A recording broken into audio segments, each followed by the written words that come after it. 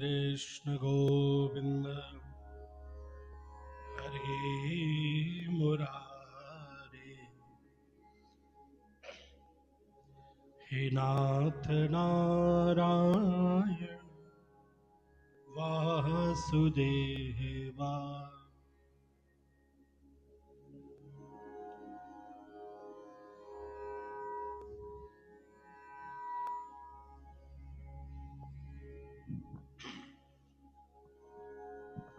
श्री कृष्ण गोविंद हरे मुरारे। हे नाथ नारायण वासुदेवा। हे नाथ नारायण वासुदेवा। हे नाथ नारायण वासुदेवा। श्री कृष्ण गोविंद हरे मुरारे। हे नाथ नारायण वासुदेवा। श्री कृष्ण गोविंद हरे मुरारे। हे नाथ नारायण वासुदेवा। हे नाथ नारायण वासुदेवा। हे नाथ नारायण वासुदेवा।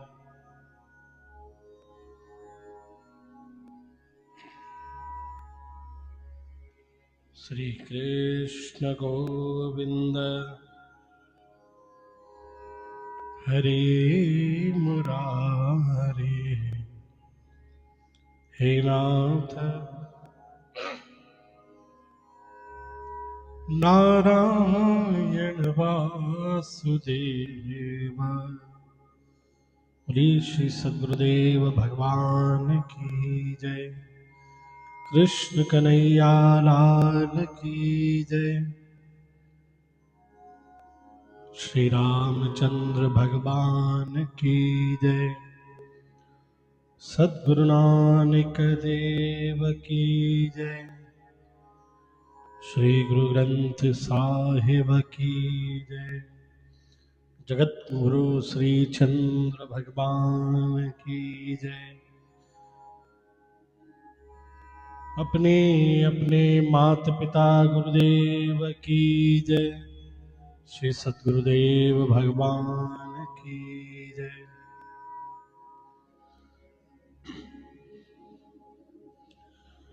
प्रथमे गुरु वंदना करा फिर मनावा गणी। तृतीय सुमिरामा शारदा।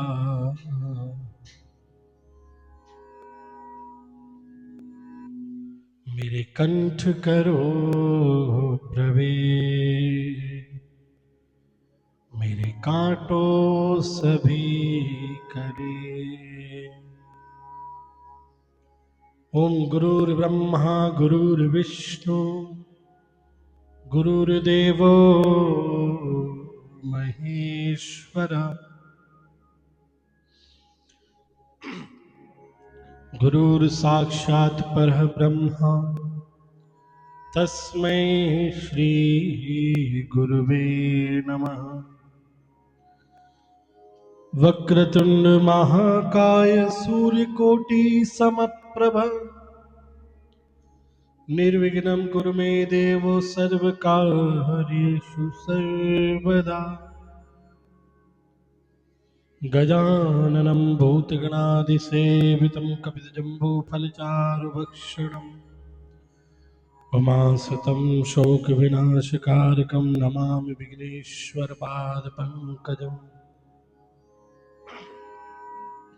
अखण्डमङ्गलाकारं व्याप्तं येन चराचरं तत्पदं दर्शितं येन तस्मै श्रीगुरुवे नमः। याः कुन्देन्दु तुषारहारधवला या शुभ्रवस्त्रामृता या वीणावरदण्डमण्डितकरा या श्वेतपद्मासना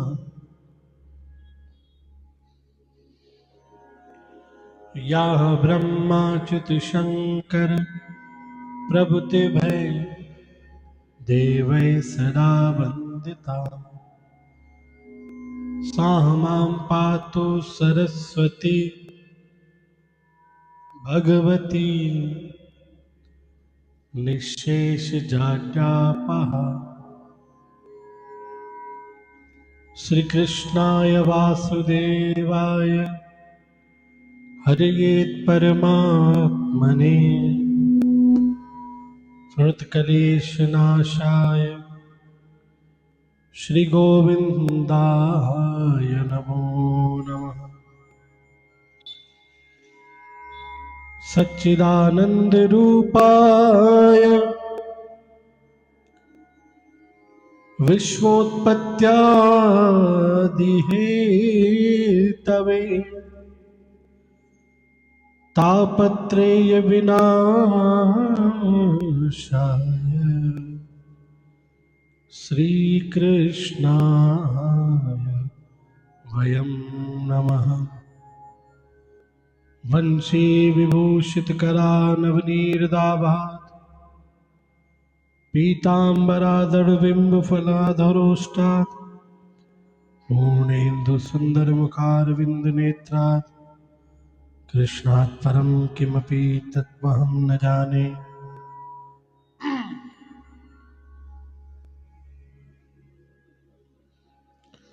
जय जय श्री राधारमण जय जय नवल किशोर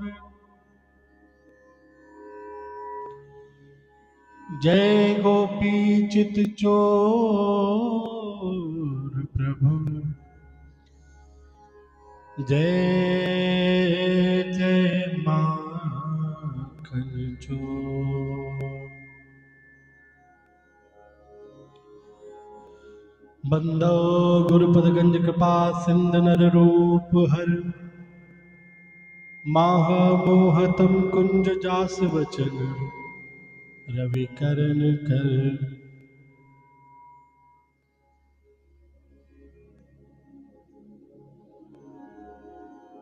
मूकं करोति वाचालं पिंगलंघ्यते गिरिं यत्कृपातमहं वन्दे परमानंद माधवम्।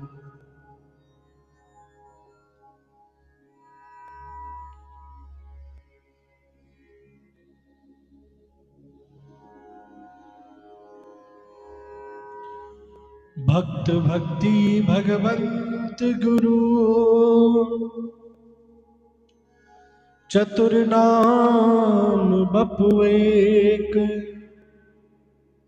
तिनके पद बंदन किए नासत विघ्न अनेक। मंगल आदि विचार रह वस्तु न और अनूप हरिजन को जस गावते हरिजन मंगल रूप।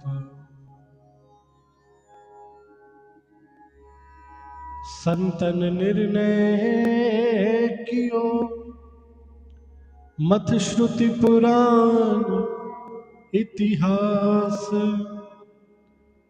भजबे को दोई सुधर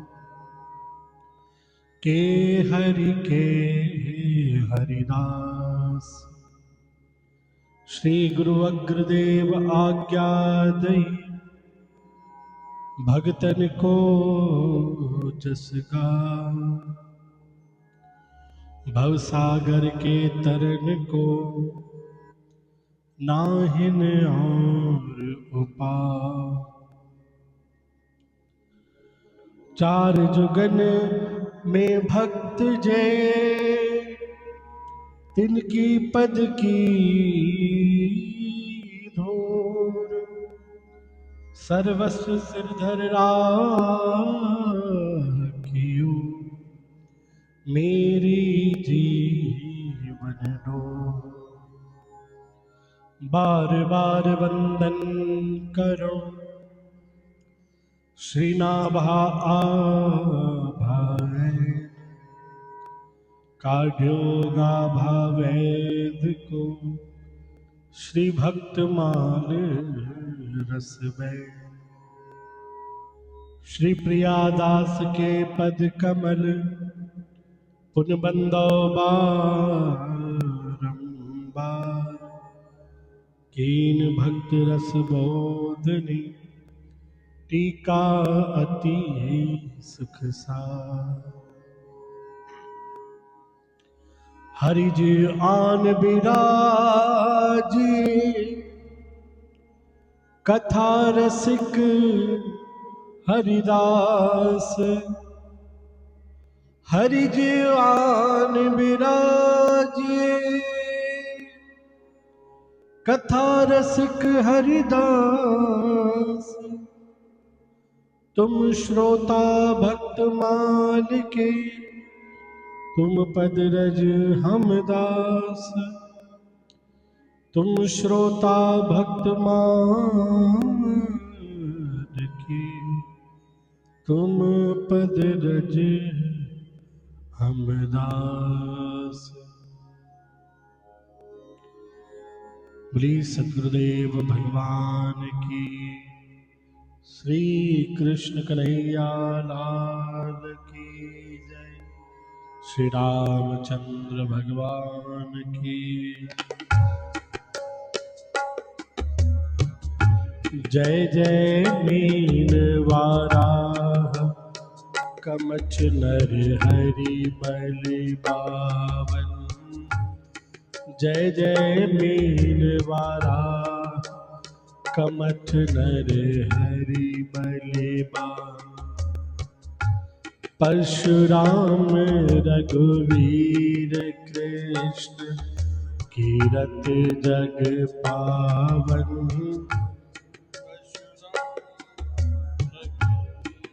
कृष्ण कीरत जग पावन। बुद्ध कल की अरु व्यास प्रथम हरिहंस मनवंतर। बुद्ध कल की अरु व्यास प्रथम हरिहंस मनवंतर। यज्ञ ऋषभ है ग्रीव ध्रुव वरदैन धनवंतर। यज्ञ ऋषभ है ग्रीव ध्रुव वरदैन मनवंतर। बद्रिपति दत्त कपिल देव सनकादिक करुणा करो।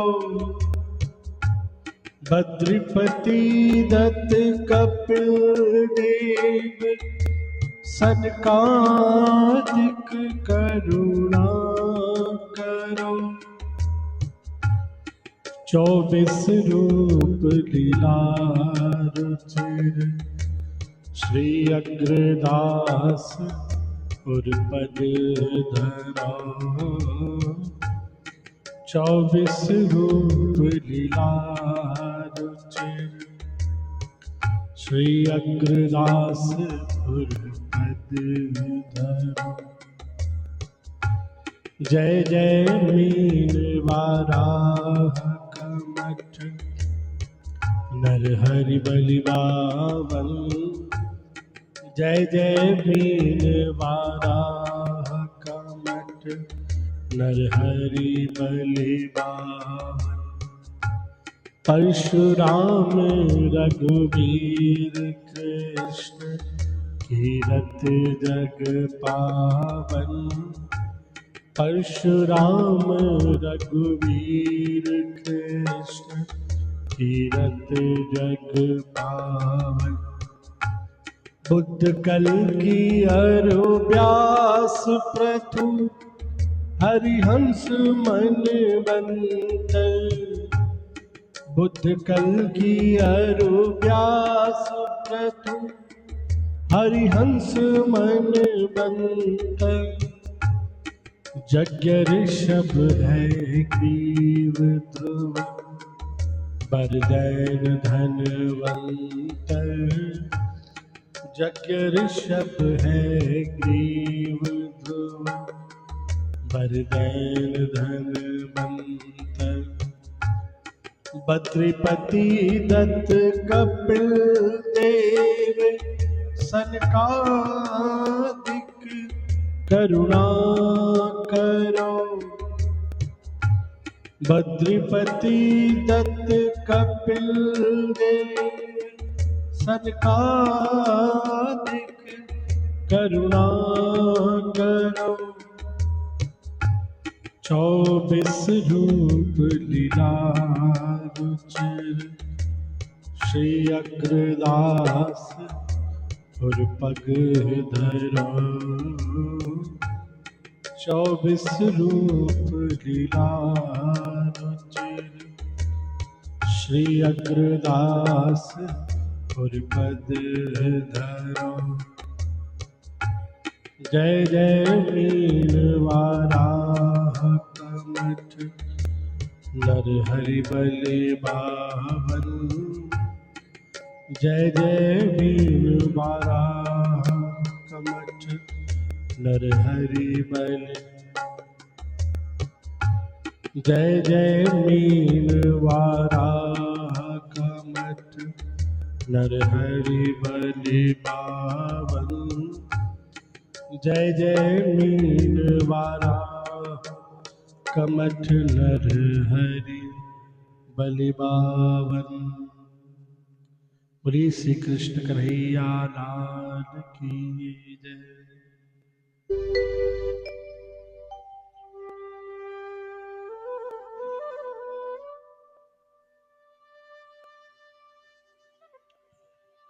बोले जय श्री कृष्ण।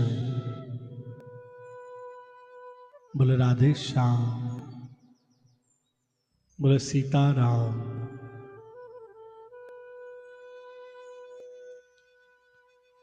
श्री भक्तमाल कथा में हमने कल तक श्रवण किया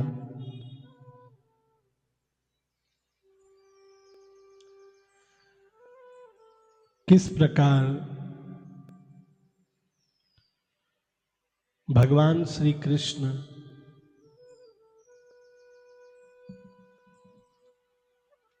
बलराम जी और माता सुभद्रा जी द्वारिका में लीला कर कर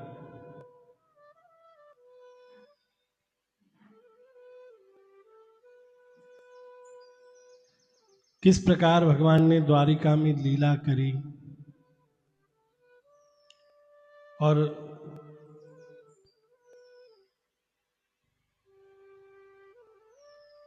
द्वारिका में कृष्ण कथा सुनकर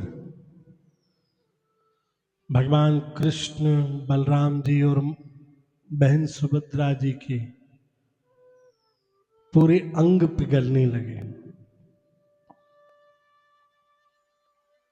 और नारद जी ने आकर माता रोहिणी जी से कथा रोकने को कहा।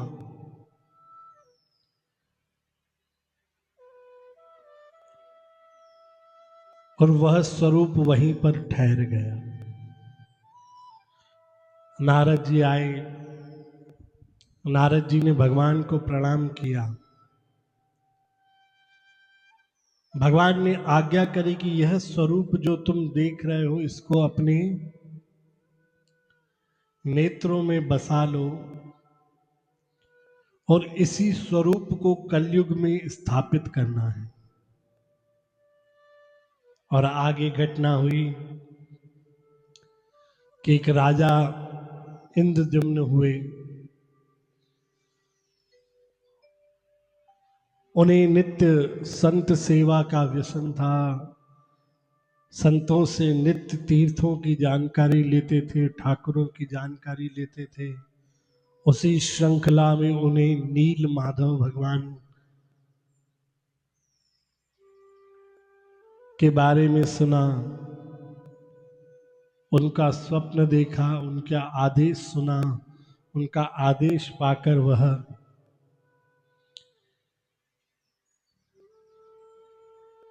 नील माधव भगवान को पाने के लिए अपने पुरोहित के भाई विद्यापति को भेजा। विद्यापति सारा समाचार लेके इंद्रद्युम्न महाराज के पास वापस आ रहे थे। इतने में नील माधव भगवान ने लीला करी। वहां से नील पर्वत से, नीलगिरी पर्वत से भगवान अंतर ध्यान हो गए। इधर राजा इंद्रद्युम्न पूरी सेना के साथ पहुंचे।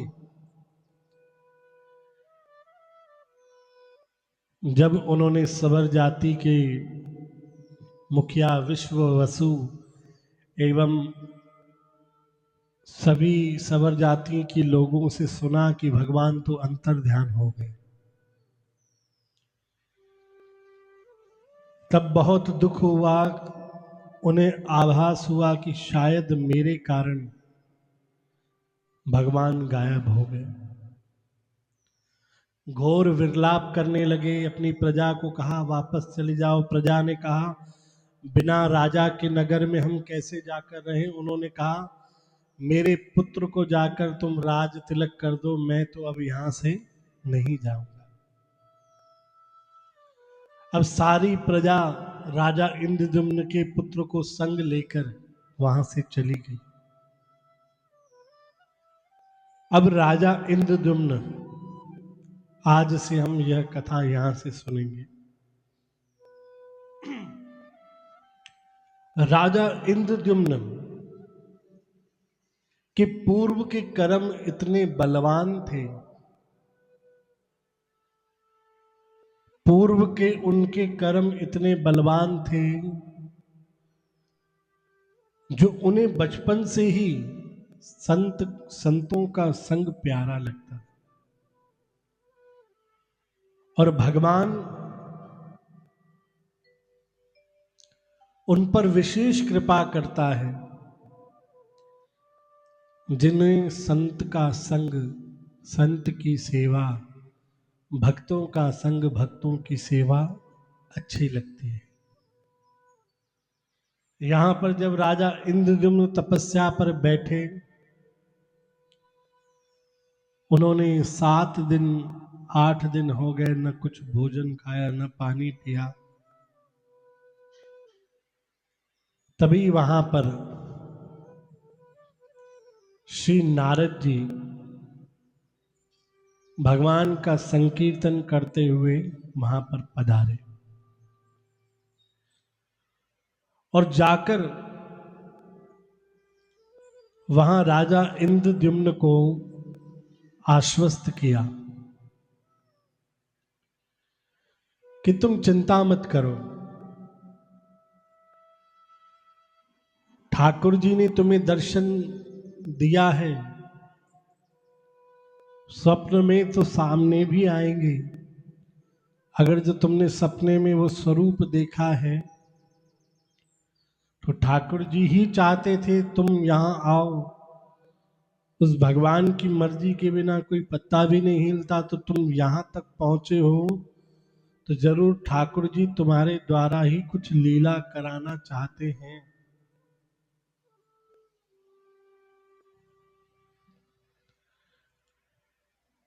मैं अपने पिता ब्रह्मा जी की आज्ञा से यहाँ आया हूं।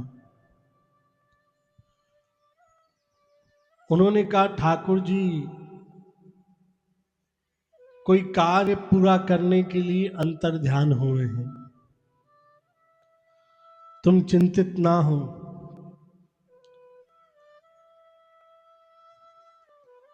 कली काल तक तुम्हारी इस भक्ति का लाभ करोड़ों लोग उठाएंगे, तुम विचलित ना हो, ठाकुर जी आएंगे। इंद्रद्युम्न ने पूछा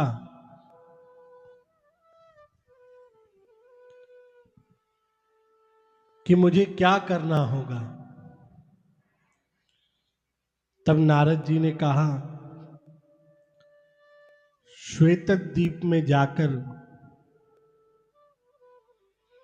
मेरे पिता ब्रह्मा जी यज्ञ करेंगे, तब तक तुम भी यहां पर अश्वमेघ यज्ञ करना, ठाकुर जी प्रसन्न होंगे।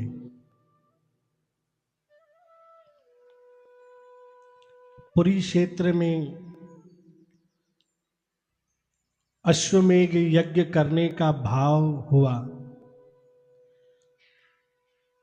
नीलकंठ महादेव यहां पर विराजमान हैं, उन्हीं की सन्निधि में बैठकर अश्वमेघ यज्ञ प्रारंभ हुआ। रोते हुए पुकारने लगे मुझ पर कृपा करो।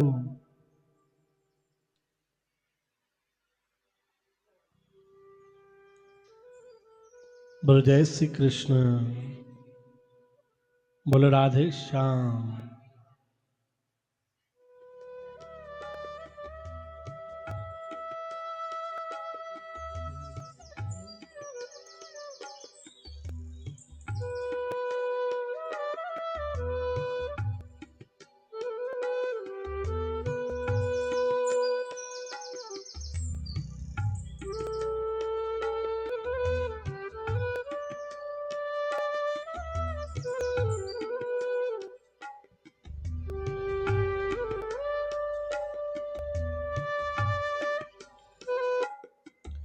मेरा श्री वैष्णव परिवार हरिया जाओ एक बार। मेरा श्री वैष्णव परिवार हरिया जाओ एक बार। हरिया जाओ प्रभु आ जाओ।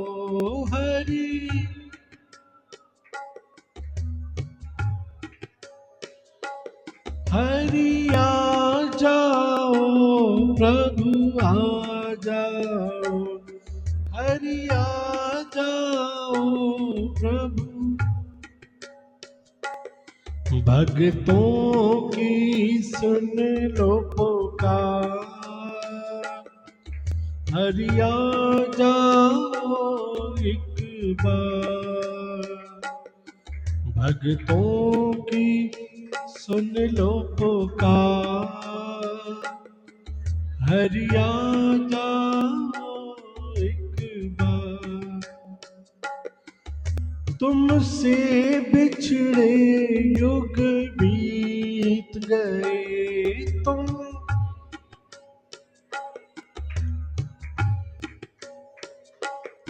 तुमसे बिछड़े युग बीत गए। तुमसे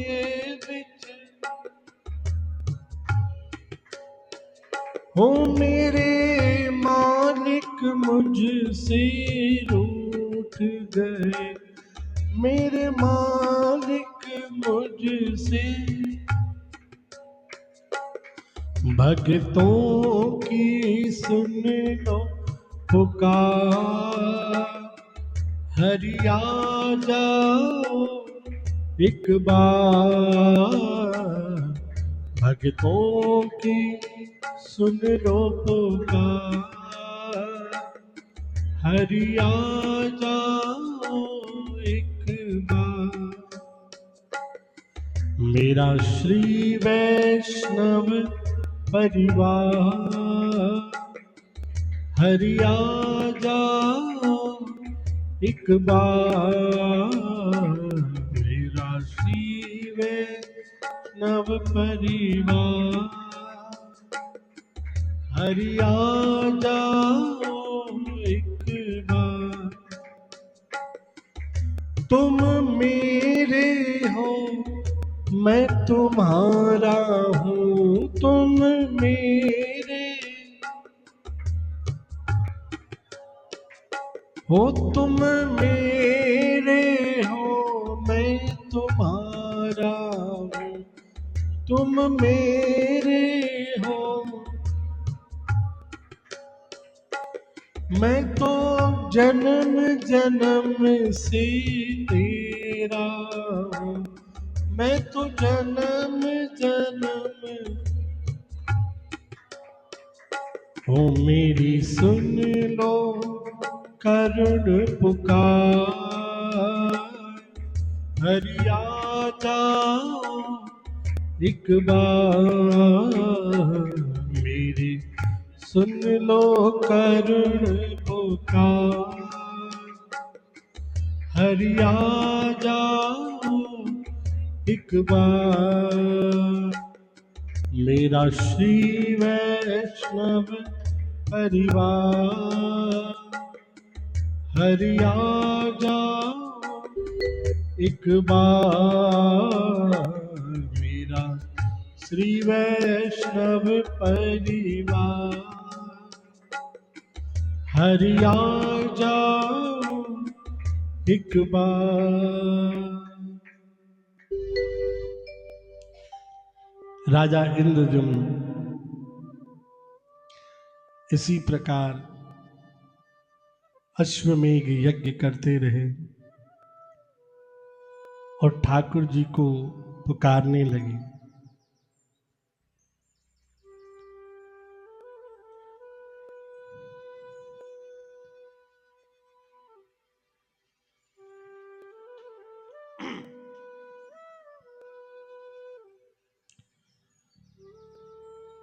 आकाशवाणी हुई,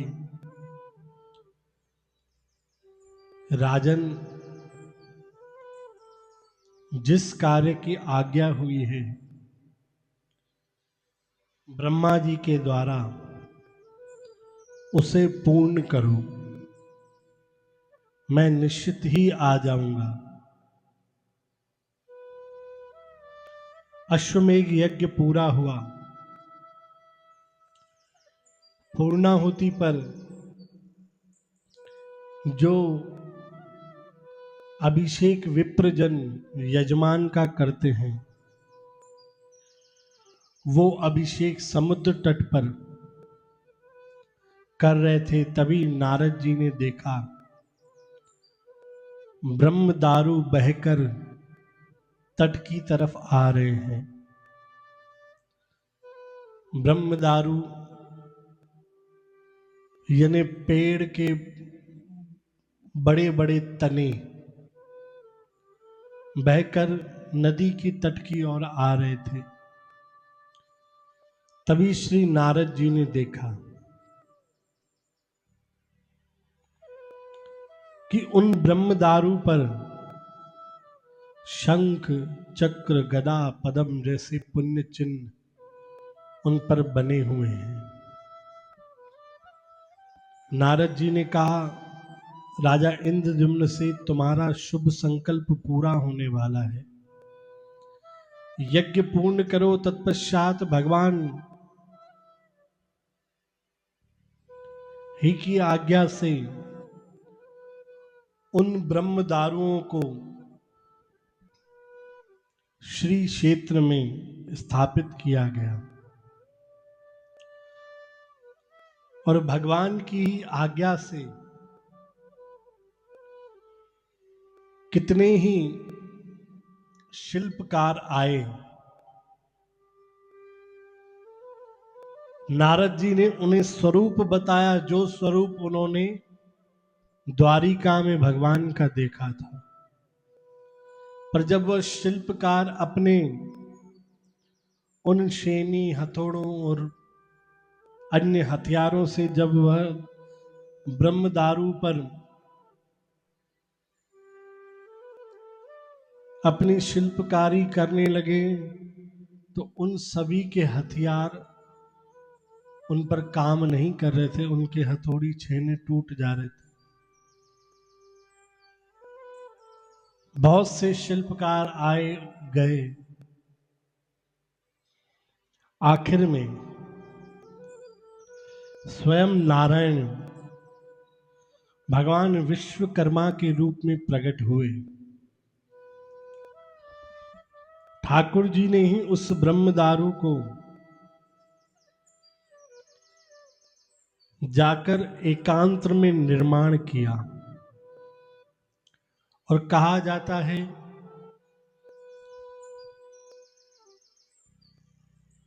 कि राजा इंद्रद्युम्न और उनकी पत्नी गुंडीचा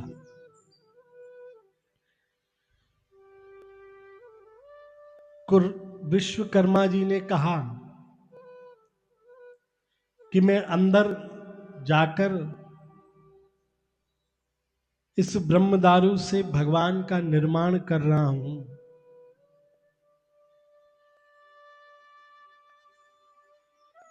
जब तक मैं निर्माण पूरा नहीं कर लूं, अंदर कोई भी नहीं आएगा।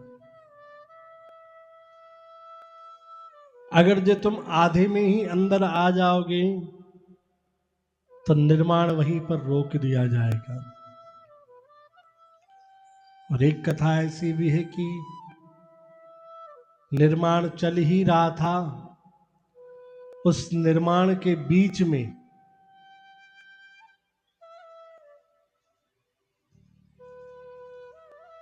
आवाज आना बंद हुई,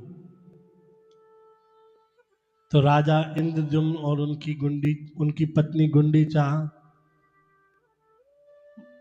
ने सुना कि आवाज आना बंद हो गई और अंदर चले गए। तो ठाकुर जी का स्वरूप आधा रह गया। पर यह एक लोक कथा है। स्कंद पुराण में कथा यह है कि जो स्वरूप नारद जी ने ठाकुर जी का देखा था, बलराम जी का देखा था, सुभद्रा जी का देखा था, वही स्वरूप विश्वकर्मा जी ने श्री जगन्नाथ प्रभु का उस ब्रह्मदारू से तैयार करवाया। बड़े बड़े नेत्र, बड़े बड़े होठ, भुजाएं आगे की तरफ, पर उनमें उंगलियां नहीं। मानो कि एक विशाल छोटा सा बालक बैठा है और दोनों भुजाएं पसार कर हमें पुकार रहा है कि आकर मुझे गले लगो। बोले जय श्री कृष्ण।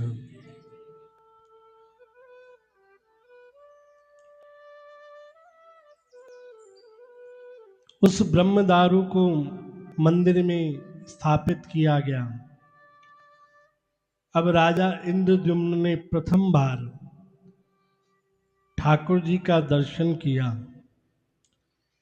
ठाकुर जी मानो भुजा पसार के अपनी बाहों में बुला रहे हैं, आओ मेरे गले लगो। लीलाचल पर्वत पर महाप्रभु जगन्नाथ जी विराज गए। स्नान पूर्णिमा नीलाचल पर्वत पर महाप्रभु जगन्नाथ जी विराज गए। स्नान पूर्णिमा चंदन उत्सव श्री महाप्रभु जी का जन्मोत्सव दिवस है। ठीक उसके 15 दिन बाद भगवान यात्रा पर निकलते हैं। ठाकुर जी ने गुंडीजा को माता की पदवी दी थी। अब देखो, राजा इंद्रद्युम्न ने तो श्री क्षेत्र का अपना समस्त धन लगाकर निर्माण करवाया, तो राजा इंद्रद्युम्न नित्य अपना राजपाट छोड़कर ठाकुर जी के मंदिर की बुहारी करते, उन्हें नित्य साफ करते।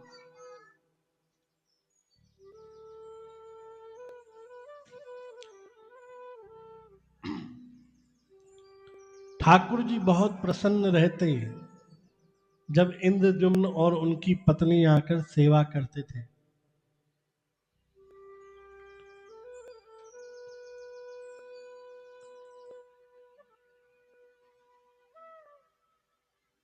एक बार राजा इंद्रद्युम्न और उनकी पत्नी सेवा कर रहे थे। वहां पर ठाकुर जी ने उन्हें साक्षात रूप में आकर दर्शन दिया।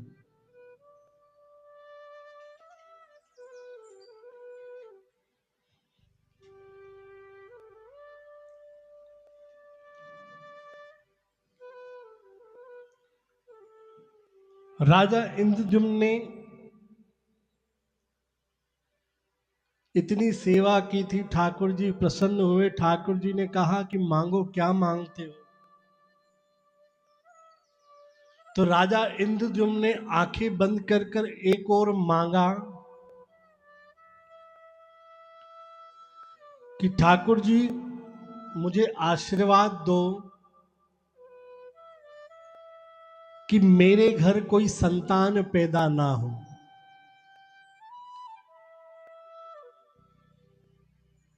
और एक और गुंडीचा उनकी पत्नी, वह ठाकुर जी को आंख बंद करके अरदास कर रही है कि ठाकुर जी हमें आपके जैसा एक बालक दो।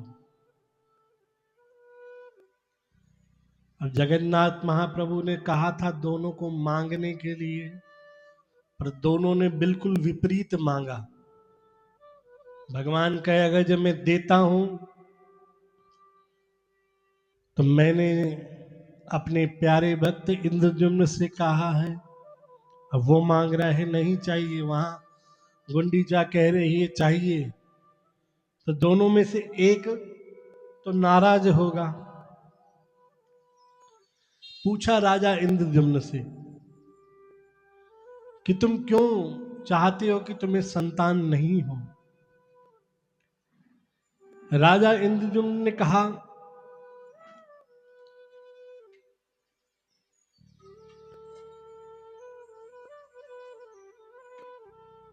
कि मैं जहां से गुजरता हूं लोग मुझे नमस्कार करते हैं, कि कहते हैं कि यही है राजा इंद्रद्युम्न जिसने जगन्नाथ महाप्रभु का मंदिर बनाया।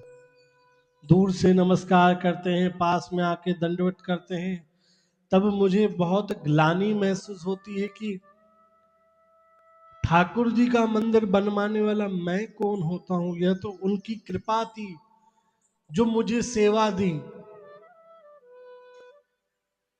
तो मैं ये नहीं चाहता हूं कि मेरे घर संतान हो और उस संतान में पीढ़ी में कोई ऐसा पैदा हो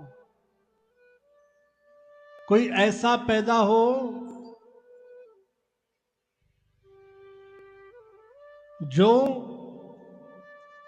आगे चलकर घमंड करे कि मेरे पूर्वजों ने श्री जगन्नाथ महाप्रभु का मंदिर बनाया।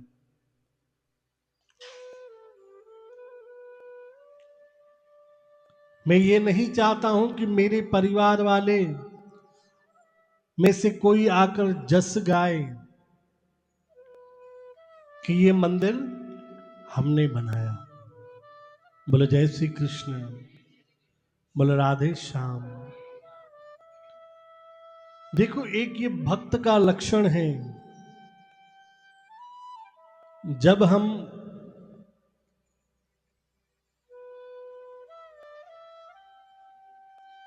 कोई सेवा का कार्य करते हैं तो अधिकतर लोग चाहते हैं कि जो हम सेवा कर रहे हैं उसका नाम हो, वो सेवा प्रकाशित हो, ताकि ज्यादा से ज्यादा लोगों को पता पड़े कि हमने यह सेवा करी है। पर जब वह सेवा प्रकाशित होती है, उस सेवा की कोई तारीफ करता है, तो जाने अनजाने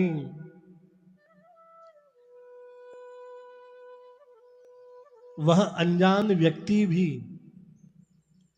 जो आपकी सेवा की तारीफ करता है, वह आपकी सेवा का भाग ले जाता है। भले उस सेवा में उसका योगदान कुछ भी नहीं है, पर उसने आपकी बड़ाई कर दी तो एक भाग उसके पास चला गया। इसलिए कहते हैं कि हमेशा दूसरों के लिए आप अच्छे भाव रखो, हमेशा सबकी बड़ाई करो, पर एक यहां ध्यान रखो कि हमारी कोई बड़ाई ना करे। कोई सेवा भी करें तो इस प्रकार से करें कि किसी को पता ना पड़े। अगर जब हम ढिंडोरा पीट कर वह सेवा करेंगे तो जितने लोगों को वह पता पड़ेगी, वह उतने भाग बंटते जाएंगे। फिर हम बैठ के सर पीटते रहते हैं, मैं तो जीवन हो गया मुझे सेवा करते करते, मुझे कुछ सेवा का फल मिला ही नहीं है। अरे भाई, फल हम बांट ही दे रहे हो आप सबको, तो कहां से मिलेगा? उस फल को बचाओगे तो आपको मिलेगा, उस फल को संभाल कर रखोगे तो आपके पास रहेगा। आप खुद ही अपनी व्याख्या कर कर के जग में बताते हैं कि पता है, मैंने जाकर वो मंदिर में वो सेवा करी, मैं नहीं करता तो वो मंदिर बनता ही नहीं, मैं नहीं करता तो वो मंदिर चलता ही नहीं, मेरे भरोसे तो वो मंदिर चलता है, मैं नहीं जाऊं तो वहां पर कोई जाए ही नहीं। बोलो जय श्री कृष्ण। उल्टा हम पुण्य के बदले पाप लेते रहते हैं। तो राजा इंद्रद्युम्न का भाव यही थे कि आगे चलकर हमारी पीढ़ी में कोई ऐसा पैदा न हो जाए जो इस किए हुए सेवा कार्य का गलत उपयोग करे। इसलिए मैं चाहता हूं कि मेरे घर कोई संतान ना हो।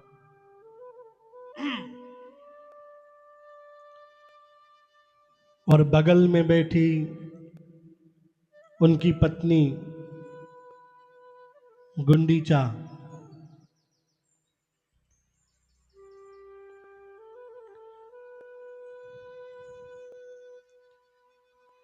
कहती है कि मेरे पति आपसे वंश वृद्धि ना हो ऐसा मांग रहे हैं। आपकी प्रसन्नता देखकर लग रहा है कि आप मेरे पति से राजी हैं, पर मैं औरत हूं, मेरे अंदर करुणा है, ममता है, वात्सल्य है। अगर वंश में कोई बालक नहीं होगा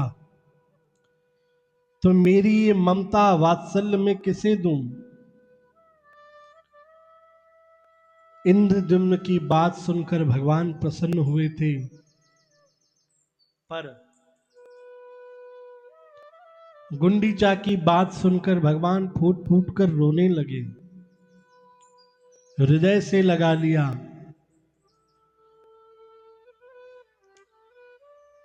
और कहा मैं दोनों की इच्छा पूरी करूंगा।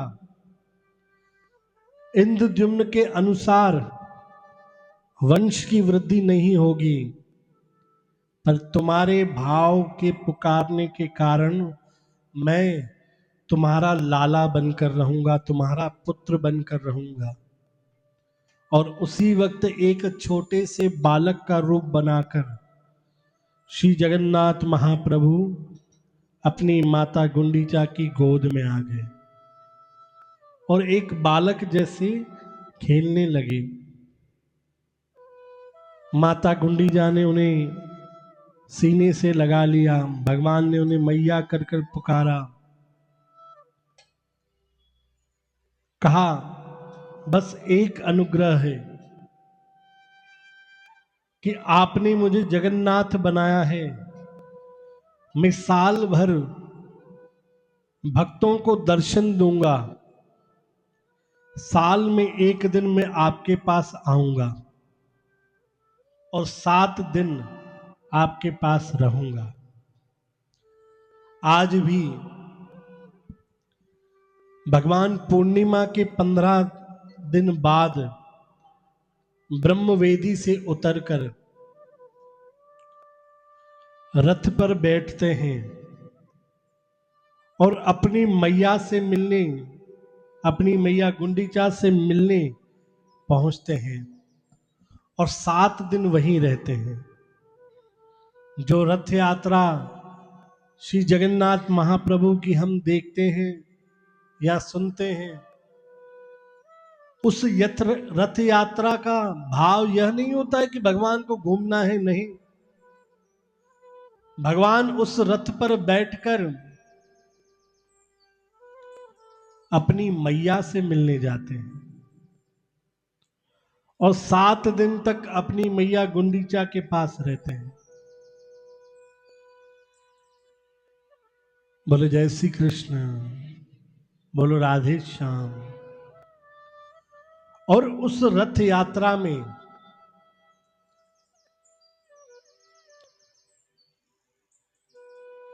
रथ एक जगह पर रुकता है,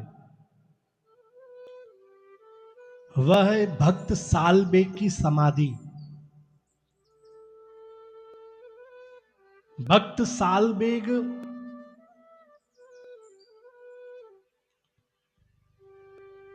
उनकी मैया एक ब्राह्मण की कन्या थी।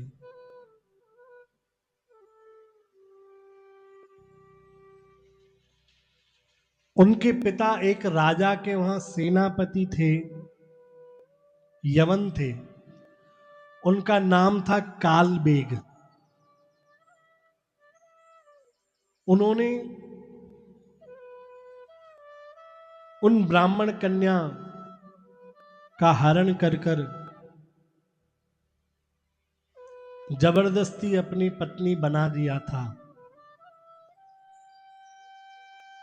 और उन्हीं के कारण उनकी जो संतान हुई उनका नाम सालबेग पड़ा। अब ब्राह्मण कन्या थी,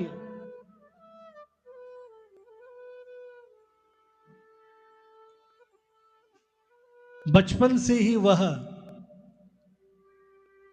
सालबेग को श्री जगन्नाथ महाप्रभु की कथाएं बताती थी। अपने पति से छुप छुप कर जगन्नाथ महाप्रभु की अलग अलग कथाएं उसको बताती थी।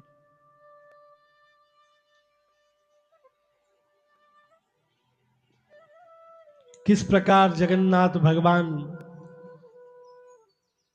का प्रादुर्भाव हुआ, किस प्रकार इंद्रद्युम्न या राजा ने उन्हें प्रकट किया, किस प्रकार गुंडीचा मैया की गोद में ठाकुर जी आकर खेले। मधुर मधुर कहानियां ठाकुर जी की सुनाती थी। सालबेग धीरे धीरे बड़ा होने लगा।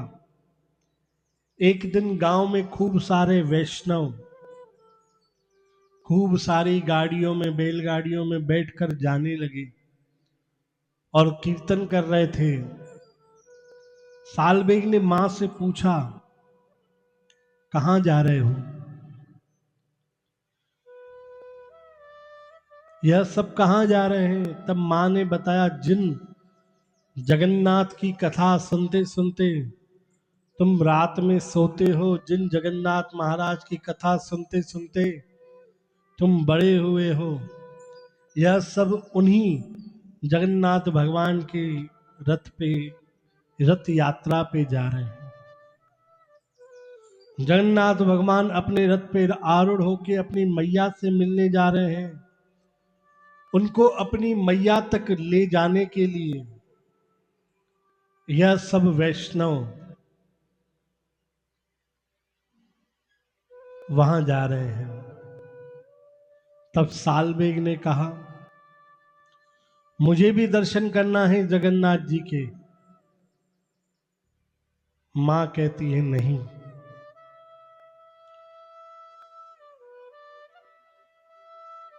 तुम्हारे पिता कालबेग वैसे ही तुम्हारे ऊपर, मेरे ऊपर खूब अत्याचार करते हैं। अगर जो तुम वहां जाओगे तो वापस आने पर शायद मैं भी बचूं ही ना, इसलिए तुम मुझसे दूर मत जाओ। तो बोले, क्या करूं मैया? बोले, जाओ ऊपर छत पर, वहीं से प्रार्थना करो। जगन्नाथ महाराज तो पूरे जगत के स्वामी हैं, तुम्हारी प्रार्थना वो यहीं से सुनेंगे। और जैसे हमने पूर्व में भक्तों के चरित्र सुने हैं कि किसी भी भक्त ने जब भगवान को पाया है तो या तो अपने माता के आदेश पर या किसी संत के आदेश पर भगवान को उन्होंने पाया है। सालबेग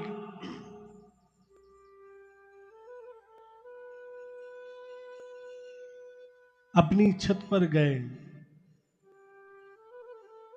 और वहीं से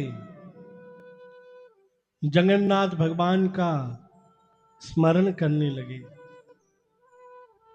जो जो मैया ने उन्हें बताया था, इस प्रकार भगवान ब्रह्मवेदी से उतरते हैं और भक्तों के ऊपर झूलते झूलते, भगवान का स्वरूप इतना विशाल होता है, पूरे साल भर में उस स्वरूप को कोई डिगा भी नहीं पाता है। पर जब ये रथ यात्रा का समय होता है, भगवान बताते हैं कि वहां पर भगवान स्वयं कूदते कूदते भक्तों के ऊपर जाकर रथ पर विराजमान होते हैं। भगवान के रथ का नाम नंदी घोष। उस रथ पर विराजमान होकर अपनी मैया गुंडीचा से मिलने जाते हैं। सालबेग यही सब जो जो कथाएं उनकी मैया ने उनको बताई थी, उन्हीं कथाओं का स्मरण करते हुए आगे बढ़ते हैं। सब ध्यान करते हैं कि इस प्रकार अब भगवान बैठ रहे हैं और नेत्र बंद कर कर जगन्नाथ महाप्रभु को याद करते हैं और भगवान से प्रार्थना करते हैं कि मैं तो असमर्थ हूं, इतनी दूर आपके पास नहीं आ सकता, पर ऐसी कोई कृपा आप कर सकते हैं, आप जगन्नाथ हैं, कि मुझे अपने पास बुला लें। कहने लगे कि मतवाले हाथी की तरह उछल उछल कर आप रथ पर आरूढ़ होते हो। गजराज का उदाहरण दिया, जैसे आपको आपने गजराज को ग्राह के मुंह से बचाया, उसी प्रकार आप मुझे भी इस दलदल से उबारो और मुझे अपने चरणों से लगा लो।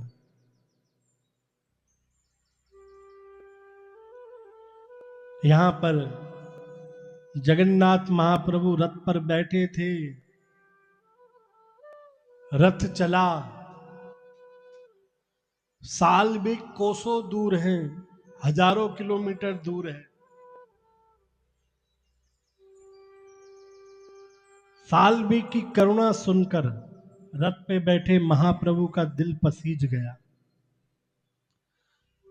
रथ यात्रा प्रारंभ अभी हुई थी, साल बेग हजारों किलोमीटर दूर से पुकार कर रहा है।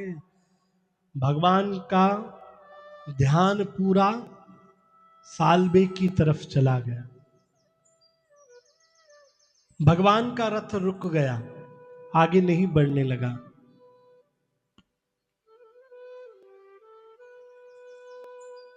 सब जोर जोर से रथ को खींचने लगे, देखने लगे कि पहिए के नीचे कुछ आ तो नहीं गया, रथ आगे नहीं बढ़ रहा है।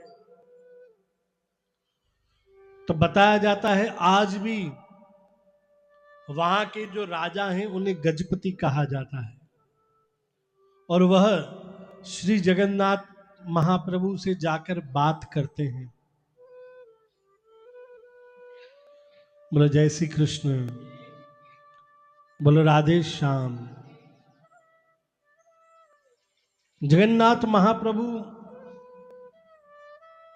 का रथ आगे नहीं बढ़ रहा था। गजपति जाकर रथ पर चढ़े और भगवान जगन्नाथ जी से पूछा कि महाप्रभु आपका रथ आगे नहीं बढ़ रहा है, हजारों लाखों भक्त यात्रा में खड़े हैं, महाप्रभु आप उन सबकी सेवा कबूल करिए, आगे बढ़िए। महाप्रभु ने कहा कि रथ यात्रा में कोई वैष्णव दिख ही नहीं रहा है मुझे। गजपति ने कहा ये लाखों लोग खड़े हैं और आप कह रहे हैं यहां कोई भी वैष्णव नहीं खड़ा है।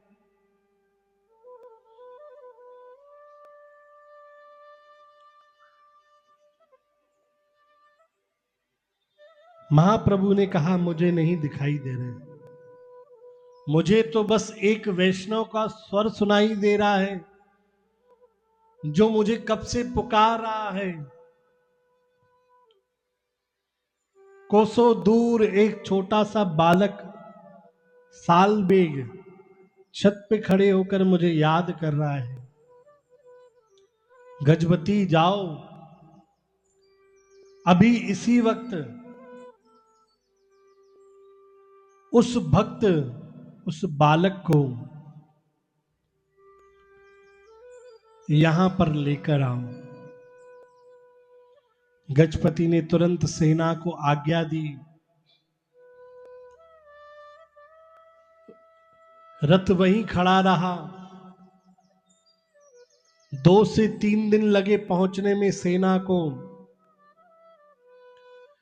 पिता कालबेग ने उन सेना को रोकने की खूब कोशिश करी, पर इतनी सेना के आगे उनकी नहीं चली। सभी ने सालबेग को, उस छोटे से बालक को एक पालकी में बिठाया, उनकी मैया को बिठाया, मां सहित पुरी में लेके आए। लाखों की संख्या में वैष्णव खड़े थे, तभी देखा पालकी पर नन्हा सा बालक सालबेग आ रहा है। सब पुष्प बरसाने लगे, जय जयकार करने लगे। सालबेग अचंभित है, विचार नहीं कर पा रहा था कि यह क्या हुआ। जैसे ही रथ के पास पहुंचे, सालबेग ने पहली बार श्री जगन्नाथ महाप्रभु का दर्शन किया। सामने देखा जगन्नाथ जी को, ऐसा लगा कि जगन्नाथ महाप्रभु मुझे बुला रहे हैं पास में, हाथ पसार कर अपनी ओर आने को कह रहे हैं। सालबेग ऊपर रथ पर चढ़ा, जगन्नाथ महाप्रभु के हृदय से लगा। सालबेग जोर जोर से रोने लगा। कि इतनी कृपा कौन करता है। मैं तो न कोई नियम धर्म किया, न कोई व्रत किया, बस एक बार पुकारा ठाकुर जी को, और उस एक बार पुकारने से ठाकुर जी ने इतनी कृपा कर दी। साल में खूब रोया,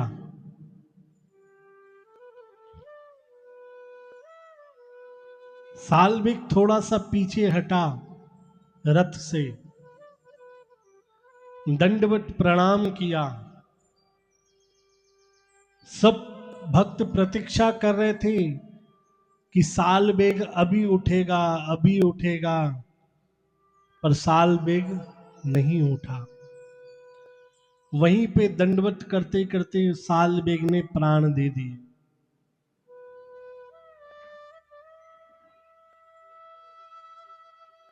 उस साल बेग की समाधि वहीं पे बना दी गई। आज इतने वर्षों के बाद भी जब श्री जगन्नाथ यात्रा निकलती है,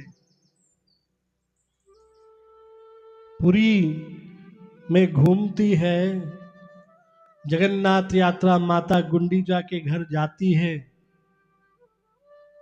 तब श्री सालबेग की जब समाधि आती है, ठाकुर जी का रथ स्वतः ही वहां पर रुक जाता है, आगे नहीं बढ़ता। और वहां पर रुककर जब सब स्तुति करते हैं, जो स्तुति सालबेग ने गाई थी, वह स्तुति सारे के सारे पंडे पुजारी ब्राह्मण करते हैं। उसके बाद जाकर रथ वहां से आगे बढ़ता है। और जब वो स्तुति गाई जाती है, तब ठाकुर जी अपने ही रथ में बैठे बैठे झूमने लगते हैं। बोलो जय श्री कृष्ण, बोलो राधे श्याम। यह भगवान जगन्नाथ जी की महिमा और भगवान के भक्त श्री सालवेग जी की महिमा। आगे भी खूब सारे भक्त हैं। हम थोड़ी सी रथ के बारे में जानकारी लें। बोलो जय श्री कृष्ण। रथ जो भगवान का तैयार होता है, नंदी घोष रथ, वह जैसा पहली बार निर्माण हुआ था, आज तक वह रथ वैसा का वैसा ही बनता है।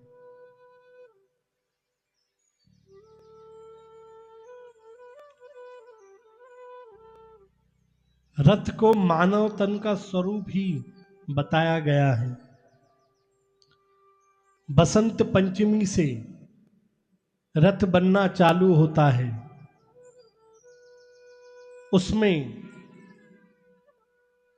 5 वस्तुओं का उपयोग होता है। काष्ठ यानी लकड़ी, रंग, धातु, जंबूरा यानी वस्त्र और पुष्प, पुष्प और फल, वस्त्र, और उस रथ को 7 लोग निर्माण करते हैं। 7 प्रकार के, हर प्रकार में 20-20 लोग होते हैं। पहले गुणाकार, जो ठाकुर जी की लकड़ी लाने का और उनको व्यवस्थित करके प्रदान करने का काम करते हैं। दूसरे महाराणा, जो रथ बनाते हैं, सब वस्तुओं को इकट्ठा कर कर आकार देते हैं। तीसरे लोहकार, जो लोहे का काम करते हैं। चौथे चक्का नायक, जो चक्र बनाते हैं, रथ के पहिया बनाते हैं। पांचवी मूर्ति नायक, पूरे रथ पे मूर्तियां बनती हैं देवी देवताओं की, और मूर्तियां कोई रथ पर इस प्रकार नहीं बनती कि बाहर की तरफ नजर आए। मूर्तियां उस रथ में इस प्रकार बनती हैं कि जगन्नाथ महाराज के सामने सभी भगवानों की मूर्ति रहे।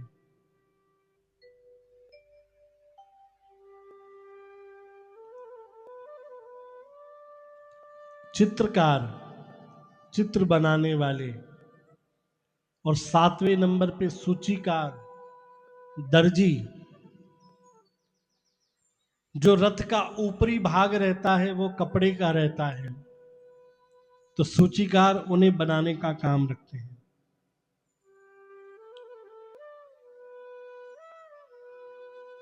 बोले जय श्री कृष्ण।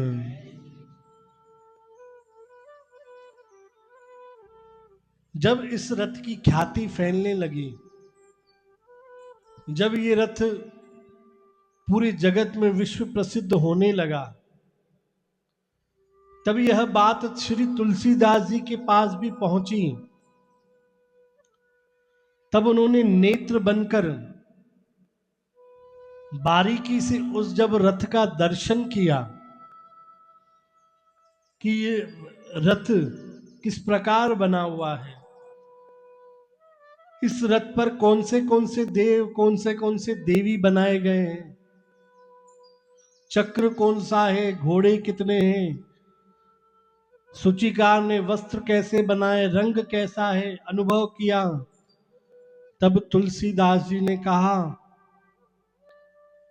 मैंने मानव मानस में, श्री रामचरित्र मानस में जो जो चिंतन हुआ था, मैंने रामचरित्र मानस में जो जो लिखा है, जो श्री राम प्रभु का विजय रथ पर बैठकर रावण का वध करने गए थे, वो यही रथ है।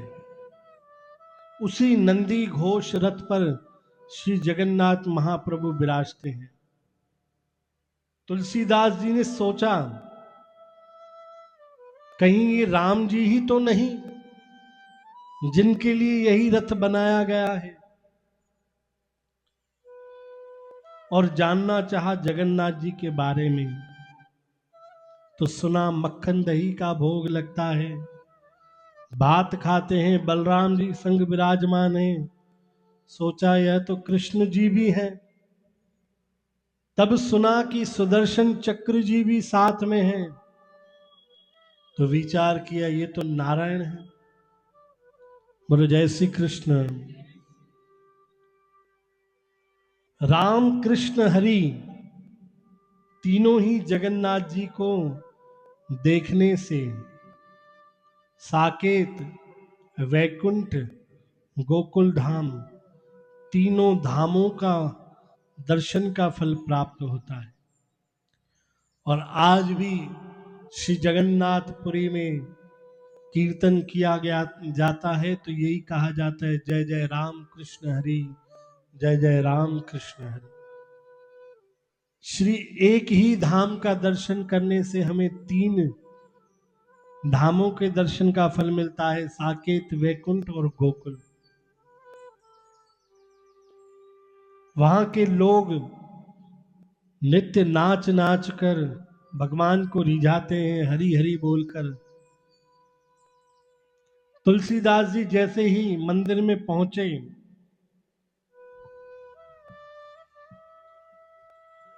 पंडित पुजारियों ने पकड़ लिया, लाओ गोस्वामी जी दक्षिणा दो। गोस्वामी जी कहने लगे पहले दर्शन तो करने दो, पर पंडाओं ने कहा नहीं पहले दक्षिणा दो। तुलसीदास जी का मन उदास हो गया, कहा यहां तो कलयुग है, भारी लूट है। गोस्वामी भीतर गए तो महाप्रसादी की सुगंधी आने लगी। महाप्रसाद देखने गए तो देखा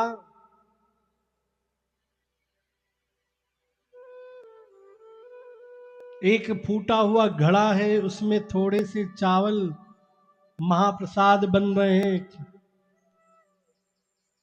और एक पंडा खा रहा था, खाते खाते छोड़ दिया, उसी में अब कुकर खाने लगे और हाथ को धोया नहीं, सर से ही पोंछने लगा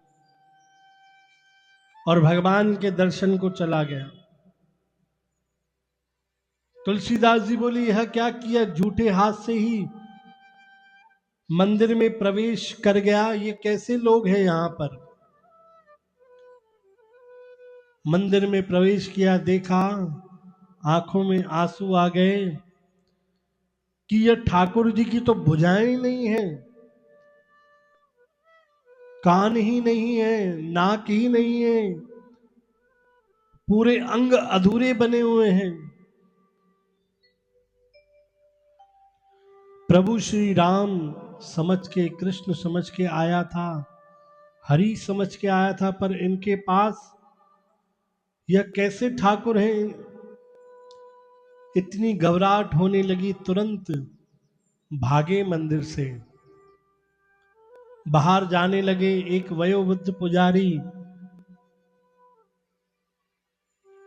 मंदिर के भीतर जा रहे थे बेत लेकर। पूछा, तुम पुजारी हो? कहाँ? तो बोले, ये बेत लेकर कहाँ जा रहे हो पूजा में? बोले, लाला मानता नहीं है, कभी कभी भय दिखाना पड़ता है, इसीलिए मैं अंदर बेत लेकर जा रहा हूं। तुलसीदास जी ने कहा कि यहां की लीला मुझे समझ नहीं आ रही, अब यहां पर मैं नहीं रुकूंगा। तुलसीदास जी समुद्र तट पर जाके रोने लगे, अपने ठाकुर जी का चिंतन करने लगे। बार बार उन्हें श्री जगन्नाथ महाप्रभु का वह अधूरा स्वरूप परेशान करने लगा। बोले, जय श्री कृष्ण। उसी वक्त जगन्नाथ जी ने अपने स्वरूप में प्रकट होकर वहीं श्री गोस्वामी जी को कहने लगे।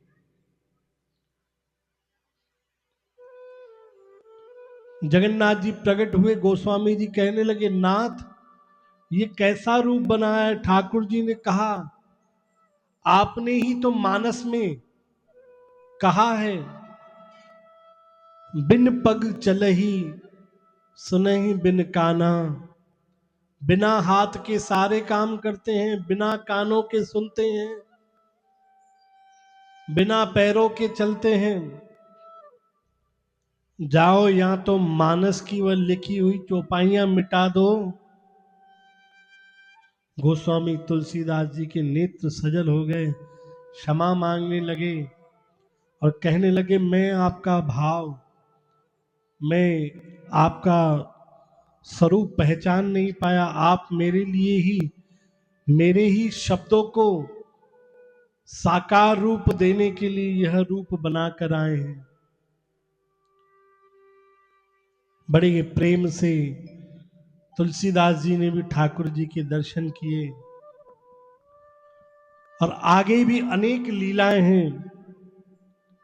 अनेकों भक्त आए, किस प्रकार से जगन्नाथ महाप्रभु ने उन सब भक्तों के साथ आकर लीला करी, हम नित्य आगे भी कथा में सुनेंगे। आज की कथा हम यहाँ पे ही विराम कर रहे हैं। कल से हम भगवान जगन्नाथ के कौन कौन भक्त हुए, किस प्रकार से उन्होंने भक्तों से लीला करी साक्षात रूप में आकर, वह हम श्रवण करेंगे। श्री कृष्ण गोविंद हरि मुरारी, हे नाथ नारायण वास